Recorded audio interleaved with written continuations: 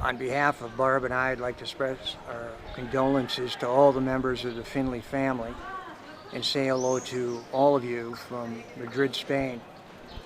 Very honored to be asked to speak and to give a short eulogy regarding Bob. He was a friend, a board member for over a decade, and a mentor. Bob made me a better educator, and he also helped me to be a better person.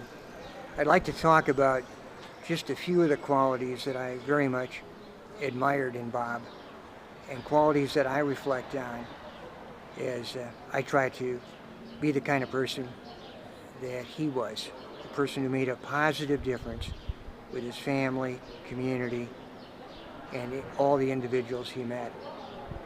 First of all, I'd like to say that Bob's personal integrity is something that stood out with me from the day I met him. Here he was, a Midwestern farmer, living in a small town that was having some controversy regarding its financial condition and how they operated the school system. But Bob Finley seemed to me, and he was, an individual who was able to make a decision in the best interest of students, regardless of how that played out with others.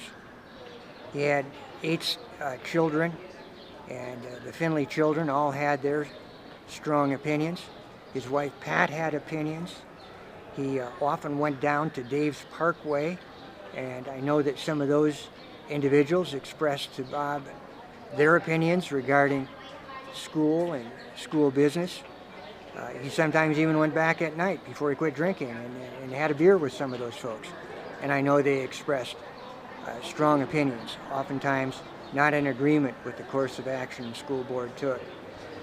Regardless of whether it was a friend, family, acquaintance, or somebody in the community, Bob was able to be respectful, listen to what people had to say, but when it came time to make a decision in terms of what was in the best interest of the students in St. Charles, he could make that decision, even if the next day he was going to go out and get a shellacking. So Bob's personal integrity stood out, and I've known few board members and individuals who were able to be so respectful, listen to people, and yet do their own thing, or the thing they believed to be the right thing, regardless of whether that was going to cost them. The other quality that Bob had was intellectual integrity. Bob, like all folks, had biases and opinions, preconceived ideas, but before we made a decision, he always looked at the facts and he wanted to study the topic. He was also one that didn't look for simple solutions. And after looking at all the facts, if they weren't in agreement with his preconceived ideas, Bob was able to change his opinion and go in a different direction. He was also willing to admit mistakes that he may have made as an individual or that we may have made as a board. In this era, if all of our representatives in Washington and state government would have the intellectual integrity of a Bob Finley, we'd be solving far more problems than we're solving today.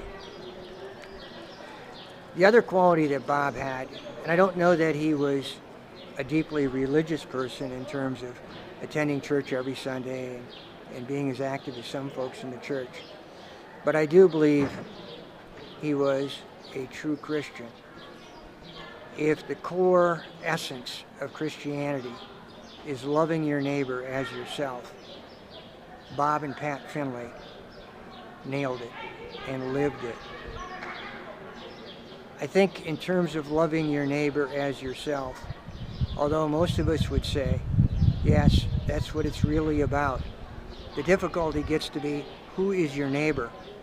And Bob and Pat were able to say that their neighbor happened to be everybody on the planet, rich or poor, whether it was Hispanics or Laotians or African Americans or people who lived in foreign countries or native folk young or old, gay or straight, those who had made mistakes and those who had lived a life on the straight and narrow.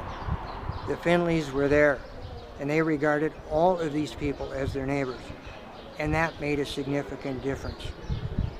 I can remember one example. It had to be around 1990. Bob was on the board. We had not had one minority student at that point graduate from a four-year college, and we were pressing hard for that to happen. We finally enrolled a minority student at a liberal arts college. Some of you may know her, Kantale Mukdahan. And we got her a nice scholarship, or she got a nice scholarship at Luther College. And it was just 3 days before she was to go for freshman orientation. And she called me at the school to announce that she would not be going, because even though she had almost a free ride, her parents didn't understand that she needed another $1,500 in cash before she could attend the first day of class, and that her dad told her she couldn't go to college. One of the first people I called was Bob Finley, and Bob Finley and Pat made a significant donation, as did a number of other people in the community and a few members of the staff.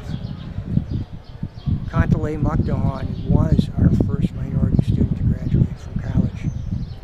When I made that phone call to Bob Finley, I was convinced that that support would be there. And he cared as much about students of color, students who were disadvantaged, students who had handicaps, as he did about the well-being of students who had everything going for them. He really saw the public school as a place for all students to help realize the American dream. Bob, you're going to be missed. And from your personal integrity to your intellectual integrity to being a true Christian and serving others, all of us would be better if we were able to follow those principles and qualities that you have to make the world a better place. And you have made the world a better place. So Bob, I'd like to say thank you to you for being that mentor, for being that friend, for being so nice in many ways. You know, our kids would often say, when are we going to get some of that Bob Finley sweet corn? So that was greatly appreciated, a very kind gesture. For years, I had almost exclusive hunting rights, bow hunting rights on your property. That's greatly appreciated. And Bob, being a friend, whenever I needed somebody to talk to, I greatly appreciated that. So thank you. And my condolences, or our condolences, to all of you. If there's a place upstairs in heaven, Bob and Pat Finley have to be there. And I want to wish the best to all of you as you go through this time of grieving. You should be proud. Both of your parents have made the world a better place, and I'm better for having known them. We'll see you at another time. Thank you. Stop it.